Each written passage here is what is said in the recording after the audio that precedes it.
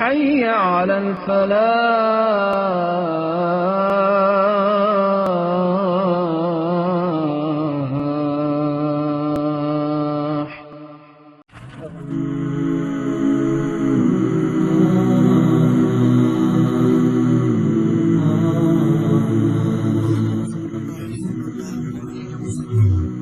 آج ہم قرآن کے ایک ایسی صورت پر بات کرنے جا رہے ہیں جسے ایک ہم آہنگ، ایک پرفیکٹ کمیونٹی کا سوشل بلو پرنٹ بھی کہا جا سکتا ہے۔ تو آئیے اس کے اندر چھپے اصولوں کو ایک ایک کر کے سمجھتے ہیں۔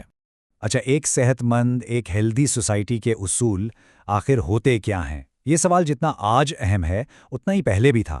تو آج ہم دیکھتے ہیں کہ قرآن کا ایک خاص باب اس بارے میں ہماری کیا رہنمائی کرتا ہے۔ اس گفتگو میں ہم سب سے پہلے دیکھیں گے کہ کمیونٹی کے لیے یہ ایک چارٹر کی طرح کیسے ہے، پھر ایمان کے آداب کیا ہیں، ایک انصاف پر مبنی معاشرہ کیسے بنایا جائے، اور ہاں، ظاہری طور پر اسلام قبول کرنے اور سچے دل سے ایمان لانے میں کیا فرق ہے، اور آخر میں ہم اس سوال پر غور کریں گے کہ کیا یہ اصول آج بھی اتنے ہی اہم ہیں۔ تو چلیے شروع کرتے ہیں اپنے پہلے حصے سے، یعنی کمیونٹی کے لیے ایک چارٹر۔ یہ سمجھنا بہت ضروری ہے کہ اس سورت کا اصل مقصد کیا ہے۔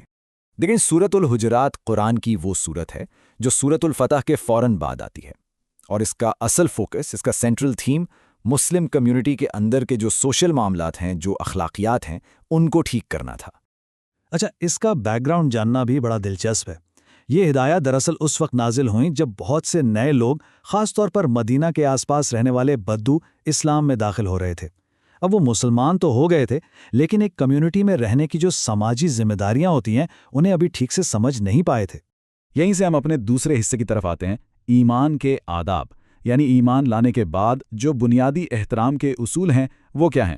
سورت شروع ہی اس بہت ہی بنیادی اصول سے ہوتی ہے کہ ایمان والو، اللہ اور اس کے رسول سے آگے نہ بڑھو، مطلب اپنی رائے کو ان کی رائے پر ترجیح مت دو، اور یہی وہ بنیاد ہے جس پر آگے کے تمام آداب کی عمارت کھڑی ہوتی ہے۔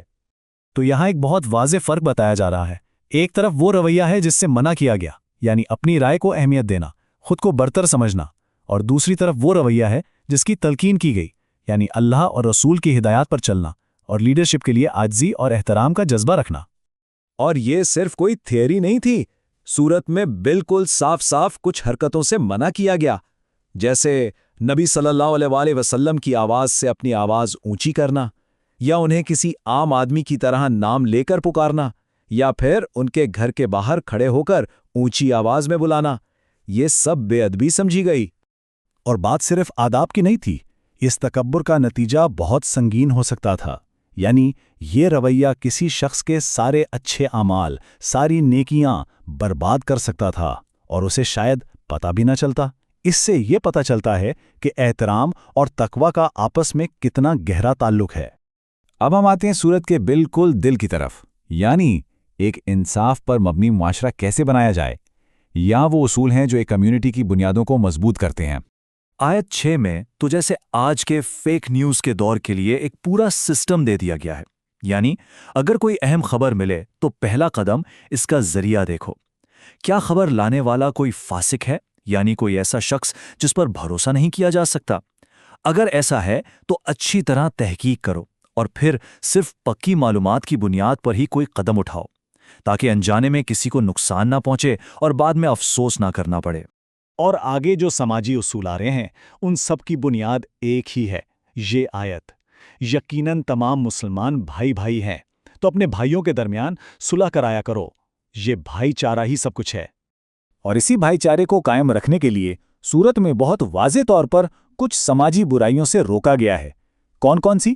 کسی کا مذاق اڑانا، ایک دوسرے کو بدنام کرنا، برے ناموں سے پکارنا، ہر بات میں شک کرنا، بدگمانی کرنا، دوسروں کی ٹوہ میں لگے رہنا، ان کی غلطیاں ڈھونڈنا، اور ہاں، غیبت کرنا، ان سب سے منع کیا گیا ہے۔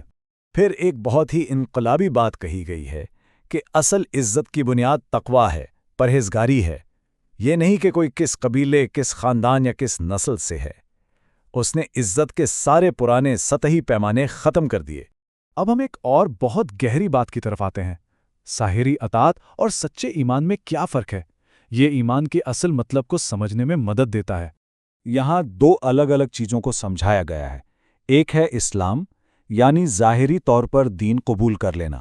یہ ہو سکتا ہے کہ کسی بیرونی وجہ سے ہو، جیسے مسلمانوں کی سیاسی طاقت دیکھ کر، اور دوسرا ہے ایمان، یعنی جب عقیدہ سچے دل سے اندر اتر جائے۔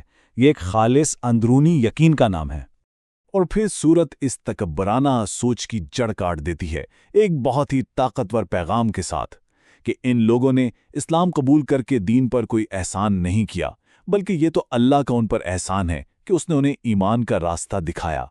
اور اب ہم اپنی گفتگو کے آخری حصے پر آتے ہیں۔ تو کیا یہ سورت ایک لازوال بلو پرنٹ ہے؟ یہاں ہم ان تمام اصولوں کو سمیٹ کر دیکھیں گے کہ یہ کیسے ایک پائیدار ماڈل پیش کرتے ہیں۔ تو خلاصہ کیا ہے؟ سورۃ الحجرات ہمیں کیا سکھاتی ہیں؟ انصاف پسند لیڈرشپ کا احترام، کوئی بھی قدم اٹھانے سے پہلے خبر کی تصدیق کرنا، جھگڑوں کو سلجھانا اور صلح کروانا، معاشرے سے مذاق، بدگمانی جیسی برائیوں کو ختم کرنا، اور یہ کہ ظاہری دعووں سے زیادہ اہم سچی نیت ہے۔ یہ سارے اصول مل کر کسی بھی صحت مند معاشرے کے لیے ایک ٹائم لیس چارٹر بناتے ہیں۔ اور آخر میں یہ سوال سوچنے کے لیے چھوڑ جاتے ہیں کہ کسی ایک مذہب سے ہٹ کر اگر دیکھیں تو یہ 1400 سال پرانا متن ہماری آج کی جدید دنیا کو ایک ساتھ مل جل کر رہنے کے کون سے یونیورسل اصول سکھاتا ہے؟